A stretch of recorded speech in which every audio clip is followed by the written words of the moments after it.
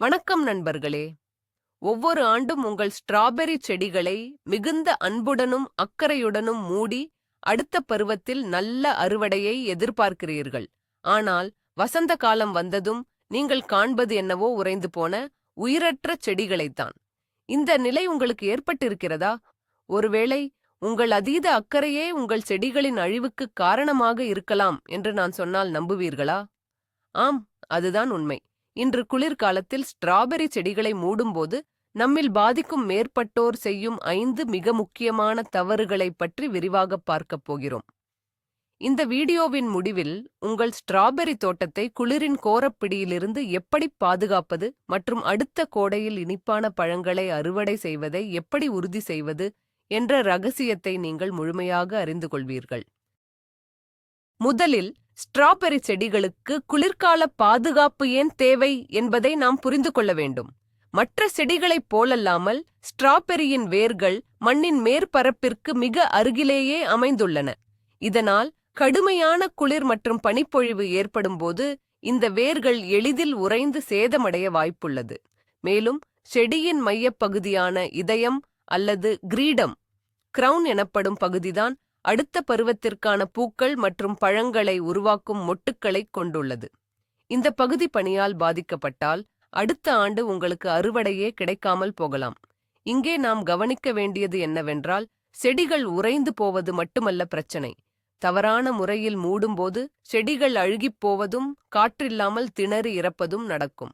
எனவே சரியான பாதுகாப்பு என்பது செடியை குளிரிலிருந்து காப்பது மட்டுமல்ல, அது ஆரோக்கியமாக சுவாசிப்பதற்கும் வசந்த காலத்தில் புத்துயிர் பெறுவதற்கும் வழிவகுப்பதாகும். நாம் செய்யும் முதல் மற்றும் மிகப் பொதுவான தவறு மூடுவதற்கான நேரத்தை தவறாக கணிப்பது. நம்மில் பலர் முதல் குளிர் காற்று வீசத் தொடங்கியவுடனேயே அவசரமாக செடிகளை மூடத் தொடங்கிவிடுகிறோம். இது ஒரு மிகப்பெரிய தவறு. ஏனென்றால் ஸ்ட்ராபெர்ரி செடிகளுக்கு இயற்கையாகவே தங்களை குளிருக்கு தயார்படுத்திக் கொள்ளும் ஒரு திறன் உள்ளது.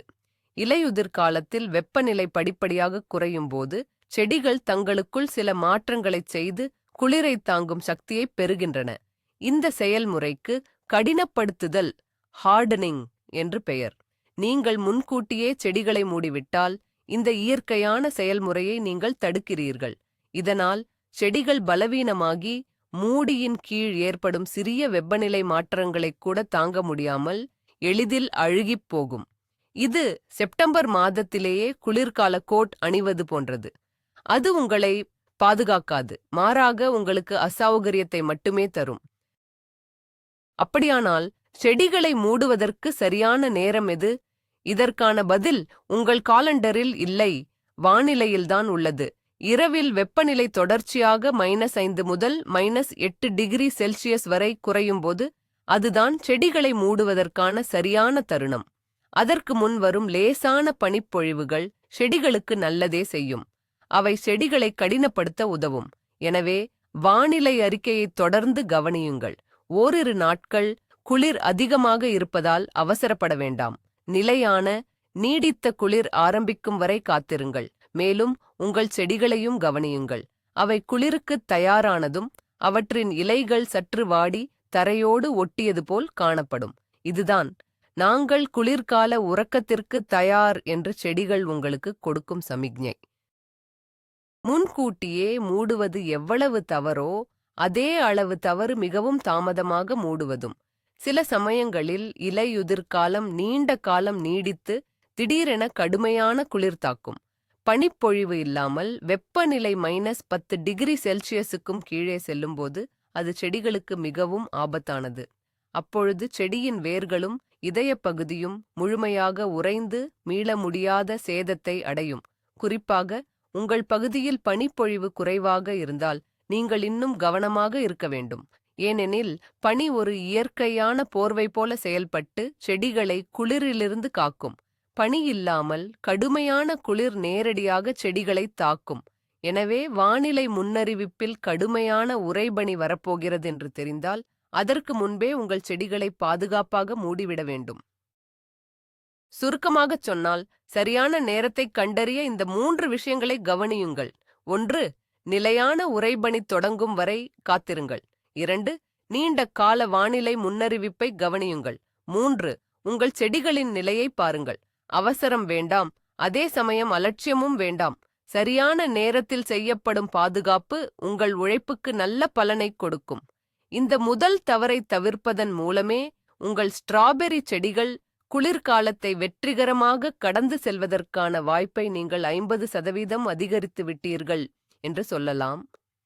அடுத்ததாக நாம் செய்யும் இரண்டாவது பெரிய தவறை பற்றி பார்ப்போம். அது பயன்படுத்தும் பொருட்களை பற்றியது. இரண்டாவது மாபெரும் தவறு தவறான பொருட்களை பயன்படுத்துவது. கையில் கிடைத்தது போதும், ஏதோ ஒன்றால் மூடினால் சரி என்று பலர் நினைக்கிறார்கள். பழைய தார்ப்பாய், பாலித்தீன் தாள்கள், அடர்த்தியான இலைகள், மரத்தூள் போன்றவற்றை பயன்படுத்துகிறார்கள். இது செடிகளுக்கு பாதுகாப்பிற்கு பதிலாக மரண தண்டனையை கொடுப்பதற்குச் சமம். இந்த பொருட்கள் காற்றோட்டத்தை முழுமையாக தடுத்துவிடும். குளிர்காலத்தில் வெயில் அடிக்கும் நாட்களில் இந்த மூடியின் கீழ் வெப்பநிலை அதிகரித்து செடிகள் மீண்டும் வளரத் தொடங்கும். ஆனால் இரவில் குளிர் அதிகரிக்கும் போது அந்த புதிய மென்மையான வளர்ச்சி உடனடியாக உறைந்துவிடும். மேலும் காற்றோட்டம் இல்லாததால் ஈரப்பதம் உள்ளேயே தங்கி பூஞ்சை நோய்கள் மற்றும் அழுகல் ஏற்பட 100% வாய்ப்புள்ளது. குறிப்பாக அடர்த்தியான இலைகள் மழையில் நனைந்து கனமாகி செடிகளை அழுத்தி அவற்றை மூச்சுத் திணறச் செய்துவிடும். இந்த பொருட்களிலேயே மிகவும் மோசமானது பாலித்தீன் அல்லது பிளாஸ்டிக் தாள்கள். இது உங்கள் ஸ்ட்ராபெர்ரி செடிகளின் முதல் எதிரி என்று சொல்லலாம். ஏனென்றால் இது ஒரு பசுமைக்குடில் விளைவை, கிரீன்ஹவுஸ் எஃபெக்ட் உருவாக்குகிறது. குளிர்காலத்தின் மிதமான வெயிலில் கூட பிளாஸ்டிக் தாளின் கீழ் வெப்பநிலை கணிசமாக உயரும். இது செடியை இப்போது வசந்த காலம் வந்துவிட்டது என்று ஏமாற்றி அதை வளரத் தூண்டும். ஆனால் மாலையில் சூரியன் மறைந்தவுடன் வெப்பநிலை சட்டென குறைந்து அந்த புதிய தளிர்களை கொன்றுவிடும். மேலும் செடியிலிருந்து வெளியாகும் நீராவி பிளாஸ்டிக் தாளின் உட்புறத்தில் நீர்த்துளிகளாக மாறி செடியின் மீதே சொட்டும். இது செடியை எப்போதும் ஈரமாக வைத்திருந்து பூஞ்சான நோய் தொற்றுகளுக்கும் அழுகலுக்கும் வழிவகுக்கும். இது உங்கள் செடிகளுக்கு நீங்கள் ஒரு நீச்சல் குளத்தை பரிசளிப்பது போன்றது. அவை நீந்தத் தெரியாமல் மூழ்கிவிடும். அப்படியானால் எதை பயன்படுத்துவது சிறந்தது? இயற்கையான மற்றும் செயற்கையான என 2 சிறந்த தேர்வுகள் உள்ளன. இயற்கையான தேர்வுகளில் பைன் அல்லது ஃபிர் மரக்கிளைகள், ஸ்ப்ரூஸ் பிரான்ச் மிகச் சிறந்தவை. அவை செடிகளை அழுத்தாது, நல்ல காற்றோட்டத்தை வழங்கும், மேலும் பனியை தேக்கி வைக்க உதவும். உலர்ந்த வைக்கோல், ஸ்ட்ரா ஒரு நல்ல எல்லுவாச்சான், ஆனால் அது எலிகளை ஈர்க்கும் அபாயம் உள்ளது. வைக்கோலை பயன்படுத்தும் போது எலிகளிடமிருந்து பாதுகாக்க சில நடவடிக்கைகளை எடுக்க வேண்டும். மக்கிய உரம் அல்லது மரத்தூளை பயன்படுத்தினால் அதை செடியின் இதயப் பகுதியை மூடாதவாறு செடியைச் சுற்றி மட்டுமே இட வேண்டும். இல்லையெனில் அது இதயப் பகுதியை அழுகச் செய்துவிடும். இந்த இயற்கை பொருட்கள் செடிகளுக்கு பாதுகாப்பான, சுவாசிக்கக்கூடிய ஒரு சூழலை உருவாக்குகின்றன. நவீன தீர்வை பற்றி பேசினால் ஸ்பன்பாண்ட் அல்லது ஆக்ரோஃபைபர் எனப்படும் செயற்கை உரைகள்தான் இன்று சிறந்த தேர்வாக கருதப்படுகிறது. இது ஒரு சிறப்பு வகை துணியாகவும், இது இலகுவாகவும் சுவாசிக்கக்கூடியதாகவும் இருக்கும். இது குளிரைத் தடுக்கும், ஆனால் காற்றையும் சிறிதளவு ஈரப்பதத்தையும் உள்ளே செல்ல அனுமதிக்கும். இதனால் உள்ளே நீராவி தேங்காது. பொதுவாக ஒரு சதுர மீட்டருக்கு 60 கிராம் அடர்த்தி கொண்ட ஸ்பன்பாண்ட் ஸ்ட்ராபெர்ரிகளுக்கு போதுமானது. இதை செடிகளின் மீது நேரடியாக போடாமல் சிறிய வளைவுகள் அல்லது சட்டங்களின் மீது விரித்து பயன்படுத்த வேண்டும். இது செடிகளுக்கும் உறைக்கும் இடையில் ஒரு காற்று பையை உருவாக்கி சிறந்த பாதுகாப்பை அளிக்கும். இந்த துணி பல ஆண்டுகள் நீடித்து உழைக்கும், எனவே இது ஒரு நல்ல முதலீடாகும். மூன்றாவது முக்கிய தவறு மூடும் முறையில் நாம் செய்யும் குளறுபடிகள். பலர் நல்ல பொருட்களை தேர்ந்தெடுத்தாலும் அதை சரியான முறையில் பயன்படுத்துவதில்லை. உக்ரக்கும் துணி அல்லது வைக்கோலை நேரடியாக செடிகளின் மீது போட்டு அதை இறுக்கமாக அழுத்தி விடுகிறார்கள். இது மூச்சு திணற வைக்கும் போர்வை என்று அழைக்கப்படுகிறது. இந்த முறையில் உக்கிருக்கும் பொருள் செடியின் இலைகளுடன் ஒட்டிக்கொண்டு காற்றோட்டத்திற்கான வழியை முழுமையாக அடைத்துவிடும். இலைகள் சேதமடையும். குறிப்பாக ஈரமான நாட்களில் அந்த பொருள் இலைகளோடு சேர்ந்து உறைந்து ஒரு பனிக்கட்டியைப் போல மாறிவிடும். இது செடியின் இதயப் பகுதியை நேரடியாக பாதித்து அதை அழித்துவிடும். மேலும் இலைகளுக்கும் உக்கிருப்பிற்கும் இடையில் காற்று இடைவெளி இல்லாததால் நோய் தொற்றுகள் பரவுவதற்கான வாய்ப்புகளும் அதிகம். சரியான முறை என்னவென்றால் ஒரு காற்று இடைவெளியை ஏர் கேப் உருவாக்குவதுதான். உங்கள் ஸ்ட்ராபெரி பாத்திகளின் மீது உக்கிருக்கும் பொருளை விரிப்பதற்கு முன் சிறிய வளைவுகளை ஏஆர்செஸ் அமைக்க வேண்டும். இவற்றை நீங்கள் கம்பிகள், மெல்லிய பிளாஸ்டிக் குழாய்கள் அல்லது உறுதியான மரக் கிளைகளைக் கொண்டு செய்யலாம். இந்த வளைவுகளின் மீது நீங்கள் ஸ்பன்ஃபாண்ட் அல்லது வேறு உக்கரிப்பை போடும்போது அது செடிகளைத் தொடாமல் ஒரு கூடாரம் போல அமையும். இந்த அமைப்பு செடிகளுக்கும் உறைக்கும் இடையில் ஒரு காற்றுப்பையை உருவாக்குகிறது. இந்த காற்றுப்பை ஒரு சிறந்த வெப்பத்தடுப்பானாக இன்சுலேட்டர் செயல்பட்டு செடிகளை நிலையான வெப்பநிலையில் வைத்திருக்க உதவுகிறது. இது செடிகள் சுவாசிப்பதற்கும் வசந்த காலத்தில் எளிதாக வளர்வதற்கும் தேவையான இடத்தை கொடுக்கிறது. இந்த வளைவு கட்டமைப்பை உருவாக்குவது மிகவும் எளிது. உங்களுக்கு தேவையானது சில மீட்டர் தடிமனான கம்பி அல்லது நெகிழ்வான பிளாஸ்டிக் குழாய்கள் மட்டுமே. அவற்றை அரை வட்டமாக வளைத்து பாத்தியின் இருபுறமும் மண்ணில் குத்தி நிறுத்துங்கள். ஒவ்வொரு 2 அல்லது 3 அடிக்கும் ஒரு வளைவை அமைத்தால் போதுமானது. இந்த வளைவுகளின் உயரம் உங்கள் ஸ்ட்ராபெரி செடிகளின் உயரத்தை விட சில அங்குலங்கள் அதிகமாக இருக்க வேண்டும். இதனால் உக்கிருக்கும் பொருள் இலைகளைத் தொடாது. இந்த எளிய அமைப்பு உங்கள் செடிகளின் குளிர்கால வாழ்க்கைத் தரத்தை பன்மடங்கு உயர்த்தும். இது குளிரிலிருந்து பாதுகாப்பது மட்டுமல்லாமல் கனமான பனிப்பொழிவின் போது பனியின் எடை நேரடியாக செடிகளின் மீது விழுவதையும் தடுக்கும். வளைவுகளை அமைத்து அதன் மீது உக்கிரிப்பை போட்ட பிறகு அதை சரியாக பாதுகாக்க வேண்டும். உக்கிரிப்பின் ஓரங்களை செங்கற்கள், மரப்பலகைகள் அல்லது மண்ணைக் கொண்டு சிட்கரித்தோ மூட வேண்டும். இல்லையென்றால் பலமான காற்று அதை தூக்கி எறிந்துவிடும். ஆனால் இங்கே ஒரு முக்கியமான விஷயத்தை கவனிக்க வேண்டும். ஓரங்களை முழுமையாக காற்று புகாதவாறு அடைத்துவிடக் கூடாது. ஓரங்களில் சிறிய இடைவெளிகள் இருப்பது அவசியம்.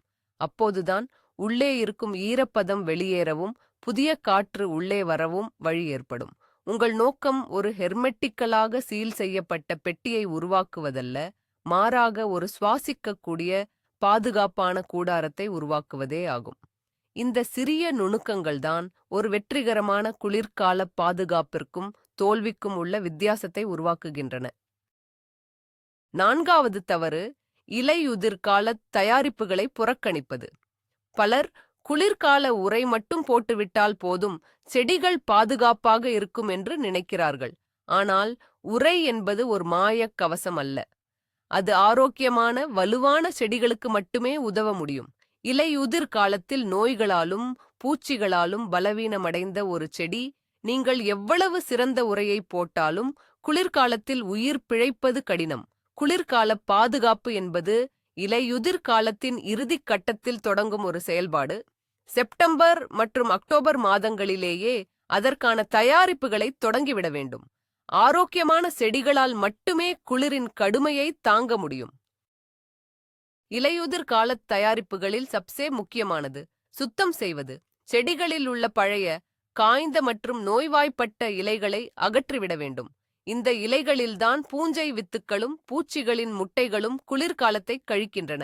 அவற்றை அகற்றாவிட்டால் வசந்த காலத்தில் அவை மீண்டும் பெருகி உங்கள் தோட்டத்தையே நாசமாக்கிவிடும். மேலும் பாத்திகளில் உள்ள களைகளையும் முழுமையாக அகற்ற வேண்டும். களைகள் மண்ணில் உள்ள சத்துக்களை உறிஞ்சுவது மட்டுமல்லாமல் பூச்சிகளுக்கு ஒரு மறைவிடமாகவும் செயல்படுகின்றன. இந்த சுத்தப்படுத்தும் பணியை உறைபனி தொடங்குவதற்கு சில வாரங்களுக்கு முன்பே செய்து முடிக்க வேண்டும். அப்போதுதான் இலைகளை அகற்றியதால் ஏற்பட்ட காயங்கள் ஆறுவதற்கு செடிகளுக்கு போதுமான நேரம் கிடைக்கும். அடுத்ததாக இலையுதிர்கால உரமிடுதல். இது மிகவும் முக்கியமான ஒரு படி. குளிர்காலத்தில் செடிகள் உயிர் வாழத் தேவையான ஆற்றலை இந்த உரம்தான் கொடுக்கிறது. ஆனால் இங்கே கவனமாக இருக்க வேண்டும். இலையுதிர் காலத்தில் நைட்ரஜன் சத்து அதிகம் உள்ள உரங்களை தவிர்க்க வேண்டும். நைட்ரஜன் புதிய இலைகளின் வளர்ச்சியை தூண்டும். இந்த புதிய மென்மையான இலைகள் குளிரை தாங்க முடியாமல் எளிதில் உறைந்துவிடும். அதற்கு பதிலாக பாஸ்பரஸ் மற்றும் பொட்டாசியம் சத்துக்கள் அதிகம் உள்ள உரங்களை பயன்படுத்த வேண்டும். பாஸ்பரஸ் வேர்களின் வளர்ச்சியை ஊக்குவித்து அவற்றை வலுவாக்கும். பொட்டாசியம் செடியின் நோய் எதிர்ப்பு சக்தியையும் குளிரை தாங்கும் திறனையும் அதிகரிக்கும். இந்த உரங்களை ஆகஸ்ட் மாத இறுதியிலோ அல்லது செப்டம்பர் மாத தொடக்கத்திலோ இட வேண்டும். இறுதியாக சரியான நீர்ப்பாசனம். இலையுதிர் காலம் வறண்டதாக இருந்தால் குளிர்கால உறைபனி தொடங்குவதற்கு முன்பு செடிகளுக்கு ஒரு முறை ஆழமாக நீர் பாய்ச்ச வேண்டும். இதற்கு ஈரப்பதமேற்றும் நீர்ப்பாசனம், மாய்ஸ்சர் சார்ஜிங் இரிகேஷன் என்று பெயர். ஈரமாக இருக்கும் மண் வறண்ட மண்ணை விட மெதுவாக உறையும். இது வேர்களுக்கு ஒரு கூடுதல் பாதுகாப்பை அளிக்கும். வறண்ட உறைந்த மண் செடியின் வேர்களில் உள்ள ஈரப்பதத்தை உறிஞ்சி அவற்றை உலரச் செய்துவிடும். ஆனால் நீர் பாய்ச்சும்போது இலைகளை நனைப்பதை தவிர்க்கவும். நீரை நேரடியாக மண்ணில் ஊற்றவும். இந்த இலையுதிர்காலத் தயாரிப்புகள் உங்கள் செடிகளை குளிர்காலப் போருக்கு தயார்படுத்தும் ஒரு இராணுவப் பயிற்சி போன்றவை. வலுவான சிப்பாய்களால் மட்டுமே போரில் வெற்றி பெற முடியும். 5வது மற்றும் இறுதித் தவறு, பனியின் முக்கியத்துவத்தை மறப்பது. நாம் பயன்படுத்தும் ஸ்பன்பாண்ட், வைக்கோல், மரக்கிளைகள் போன்ற அனைத்துமே 2ஆம் பட்சம்தான். இயற்கையின் மிகச்சிறந்த மற்றும் மிகச்சிறந்த குளிர்கால போர்வை பனிதான். தடிமனான பஞ்சு போன்ற பனிப்பொழிவு மண்ணின் வெப்பநிலையை நிலையாக வைத்திருக்க உதவும் ஒரு சிறந்த வெப்பத்தடுப்பான். வெளியே வெப்பநிலை -20 டிகிரியாக இருந்தாலும் தடிமனான பனிப்படலத்தின் கீழ் மண்ணின் வெப்பநிலை 0க்கு அருகில் இருக்கும். இது செடிகள் உறைந்து போகாமல் பாதுகாக்க போதுமானது. எனவே உங்கள் குளிர்கால பாதுகாப்பின் முக்கிய நோக்கமே பனியை உங்கள் ஸ்ட்ராபெர்ரி பாத்திகளின் மீது சேகரித்து வைப்பதாகத்தான் இருக்க வேண்டும். பனி இயற்கையாக பெய்யும். நாம் என்ன செய்வது என்று நீங்கள் கேட்கலாம். பனியை நிர்வகிப்பது உங்கள் கையில்தான் உள்ளது. சில குளிர்காலங்களில் பனி குறைவாக பெய்யலாம், அல்லது பலமான காற்று பெய்த பனியை உங்கள் பாத்திகளிலிருந்து அடித்துச் சென்று விடலாம். அத்தகைய சமயங்களில் உங்கள் தோட்டத்தின் மற்ற பகுதிகளிலிருந்து பனியை அள்ளி ஸ்ட்ராபெர்ரி பாத்திகளின் மீது போட வேண்டும். இது ஒரு கூடுதல் வேலைதான், ஆனால் இதன் பலன் மகத்தானது. உங்கள் பாத்திகளின் மீது குறைந்தபட்சம் 20 முதல் 30 சென்டிமீட்டர் உயரத்திற்கு பனி இருப்பது அவசியம். இது உங்கள் செடிகளுக்கு ஒரு பாதுகாப்பான, கதகதப்பான குளிர்கால வீட்டை உருவாக்கும். பனியின் அடியில் உங்கள் ஸ்ட்ராபெர்ரிகள் வசந்த காலத்திற்காக நிம்மதியாக உறங்கும். பனியை பாத்திகளின் மீது தக்க வைக்க சில எளிய தந்திரங்களை கையாளலாம். நாம் முன்பே சொன்னது போல பைன் அல்லது ஃபிர் மரக்கிளைகளை பாத்திகளின் மீது வைப்பது பனிக்காற்றில் அடித்துச் செல்லப்படாமல் தடுக்க உதவும். மேலும் காற்றின் திசைக்கு எதிர்ப்புறமாக சிறிய பனித்தடைகளை, ஸ்னோ ஃபென்சஸ், அமைக்கலாம். பழைய பலகைகள் அல்லது வலைகளைக் கொண்டு இந்த தடைகளை உருவாக்கலாம். இவை காற்றின் வேகத்தை குறைத்து பனி உங்கள் பாத்திகளின் மீது படிவதற்கு உதவும். இந்த முறைகள் உங்கள் உழைப்பை குறைத்து இயற்கையை உங்களுக்காக வேலை செய்ய வைக்கும். பனியை உங்கள் நண்பனாக மாற்றிக்கொண்டால் குளிர்காலம் உங்கள் ஸ்ட்ராபெர்ரிகளுக்கு ஒரு வரமாக அமையும். இறுதியாக, பனியை பற்றி பேசும்போது பனிக்கட்டி படலத்தின் ஐஸ் கிரஸ்ட் ஆபத்தையும் நாம் அறிந்திருக்க வேண்டும். சில சமயங்களில் பனியின் மீது மழை பெய்து அது உறைந்து ஒரு தடிமனான பனிக்கட்டி படலத்தை உருவாக்கும். இந்த படலம் காற்று உள்ளே செல்வதை தடுத்துவிடும். இதனால் பனியின் கீழ் உள்ள செடிகளுக்கு ஆக்சிஜன் கிடைக்காமல் அவை மூச்சு திணறி இறந்துவிடும். உங்கள் பாத்திகளின் மீது இப்படி ஒரு பனிக்கட்டி படலம் உருவானால் அதை கவனமாக உடைத்துவிட வேண்டும். ஒரு மண்வெட்டி அல்லது கோடரியைக் கொண்டு செடிகள் சேதமடையாதவாறு மெதுவாக அந்த படலத்தை உடைத்து காற்று போகும் வழியை ஏற்படுத்த வேண்டும். இந்த சிறிய கவனம் உங்கள் செடிகளின் உயிரை காப்பாற்றும். ஆக நண்பர்களே, இன்று நாம் கற்றுக்கொண்ட 5 முக்கிய தவறுகளை மீண்டும் ஒரு முறை நினைவுபடுத்துவோம். 1. தவறான நேரத்தில் மூடுவது. 2. தவறான பொருட்களை பயன்படுத்துவது. 3. தவறான முறையில், அதாவது காற்று இடைவெளி இல்லாமல் மூடுவது. 4. இலையுதிர்காலத் தயாரிப்புகளை புறக்கணிப்பது. 5. பனியின் முக்கியத்துவத்தை மறப்பது. நினைவில் கொள்ளுங்கள், ஸ்ட்ராபெர்ரி செடிகளுக்கான குளிர்கால பாதுகாப்பு என்பது அவற்றுக்கு ஒரு சூடான போர்வையை கொடுப்பது அல்ல. மாறாக, நிலையான, சுவாசிக்கக்கூடிய மற்றும் உலர்ந்த ஒரு சூழலை உருவாக்கி அவை குளிர்காலத்தை வெற்றிகரமாக கடந்து செல்ல உதவுவதே ஆகும். இந்த எளிய விதிகளை பின்பற்றினால் ஒவ்வொரு வசந்த காலத்திலும் உங்கள் ஸ்ட்ராபெர்ரி செடிகள் ஆரோக்கியமாகவும் மகிழ்ச்சியாகவும் இருப்பதைக் காண்பீர்கள். இந்த வீடியோவை பார்த்ததற்கு மிக்க நன்றி. உங்களுக்கு இது பயனுள்ளதாக இருந்திருந்தால் லைக் செய்யுங்கள், உங்கள் நண்பர்களுடன் பகிர்ந்து கொள்ளுங்கள், மேலும் எங்கள் சேனலுக்கு சப்ஸ்கிரைப் செய்ய மறக்காதீர்கள். இப்போது உங்களுக்கான கேள்வி. நீங்கள் இதுவரை உங்கள் ஸ்ட்ராபெர்ரி செடிகளை பாதுகாக்கும் போது என்ன தவறுகளைச் செய்திருக்கிறீர்கள்? அல்லது உங்களிடம் வெற்றிகரமாகச் செயல்படும் ஏதேனும் ரகசிய முறை உள்ளதா? உங்கள் அனுபவங்களை கீழே உள்ள கமெண்ட்டுகளில் எங்களுடன் பகிர்ந்து கொள்ளுங்கள்.